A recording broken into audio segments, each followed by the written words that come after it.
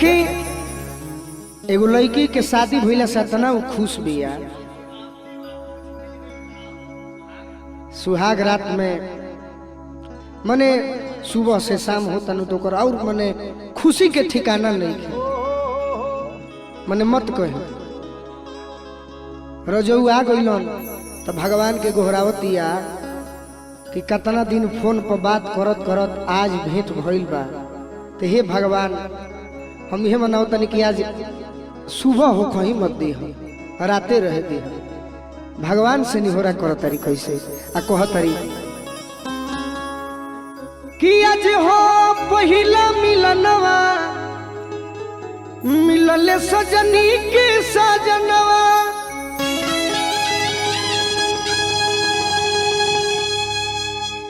कि हमारे अंग अंग गुलाब नियन खिलल बाबा दनवा।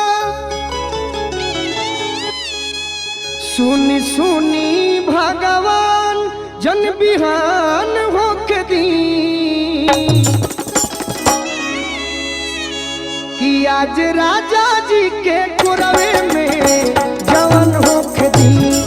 आज राजा जी के कुरवे में जवन होके दी कि आज हो पहिला मिलनवा मिलले सजनी के सजनवा।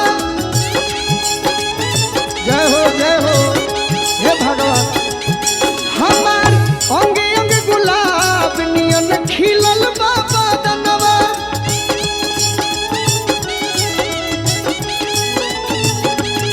सुनी सुनी भगवान जन बिहान होके दी कि सुनी सुनी भगवान जन बिहान होके दी। तो यह बेराजा जी के कुरवे में जवन होके दी।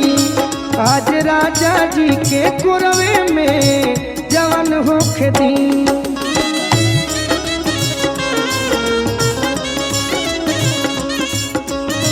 वाह वाह ये नया जेकर बिया होलो करा खातिर बा नौजवान भाई लोग लगन आवे वाला बा ऐसा मेहरारू मिल जाए तो खूब खुश रही है सब।